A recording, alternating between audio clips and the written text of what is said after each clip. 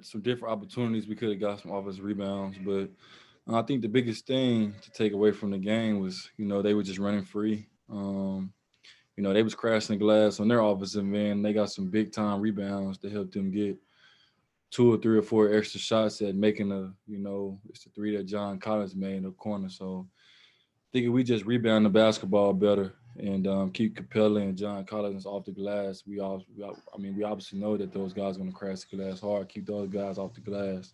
I think the turnout yesterday would have been different. And they said, Giannis specifically said that he just thought it was a matter of effort. And you're someone who kind of prides yourself in just the second chance plays, the effort. How can you kind of try to spark that within the rest of the team? That's part of my job, going out there, playing with energy and effort. I say that in every interview I do. Just the truth. Go out there, just try to get all the loose balls, the offensive rebound. That's how, try to get a few extra points out there, be the garbage man on the floor. So, just try to get as many as I can and just go out there, just play hard. Obviously I can't predict where the ball is going to go, but I can just try to, just time it up really well and just try to anticipate where the ball is going to land. Zara Stevenson. For the first time in a couple of games, Bobby, your number was called early yesterday, and you showed up offensively, specifically in the first quarter in the form of 7 points. What'd you do in the last week just to make sure that you were ready whenever Coach Bud called your name? Coming early, staying late, staying out the games, coming in on off days when the guy that was playing heavy loads, wasn't practicing, doing everything I can, playing in the play groups. Just being a pro, that's part of your job. When you're playing towards the championship, obviously every game's going to be different, every series is going to be different, and different guys going to have different roles. My role, last year was shortened.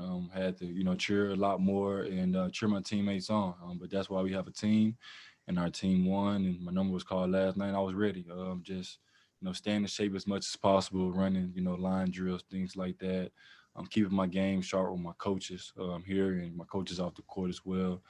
And just trying to stay ready whenever it is called. It's a marathon in this league. You can't really control anything but how hard you play, and it's the minutes given to you. And going back to the rebounding, I know there's this consensus about effort and just playing hard, but how important do you think, like, just strategically, like putting a forearm, turning around and boxing your man out, how important is that? Sometimes, man, in the NBA, when guys are thirsty for offensive rebounds, you just keep your man off the glass. You might not have to turn around and box out, might have to just, face him and push him off. So, there's different type of ways that you can, keep guys off the glass. But turning around and boxing out it's kind of harder nowadays with guys swim moving and being able to push, and it's big boy basketball now. They're not gonna call no offensive, fouls if the guy's in like size, he's smaller than you. So if it's like size, 6'8" on 6'8" or 6'9" on 6'8", whatever it is, they probably not gonna call the offensive foul. So you probably just need to chest them and keep them off the glass and keep your mouth off the glass. Hopefully somebody else comes up with it. And just to confirm, would you say it's more important just to keep your man off the glass versus you getting the ball, right? Yeah, for sure. Obviously you want to grab a rebound, but just keeping Capella and Collins off the glass. They got some big rebounds last night, and keeping those guys off the glass, chesting them, being physical, or even if they get the ball, Capella get the ball, just foul him. I don't think he's a good free throw shooter, so just foul him and see if he can make some free throws. Eric Name. Hey, Bobby.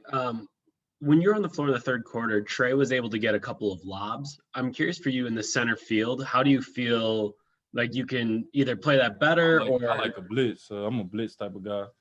I like to be up in the pick and roll. Been playing that my whole life since I was a kid, being in the blitz, and that type of thing. So obviously, we'll make adjustments going into game two. We all talk about it and things like that. I think center field's more for like guys like Brook. He's a bridge. Man, I'm not a bridge, so I can go out there and just try to move my feet as best as possible.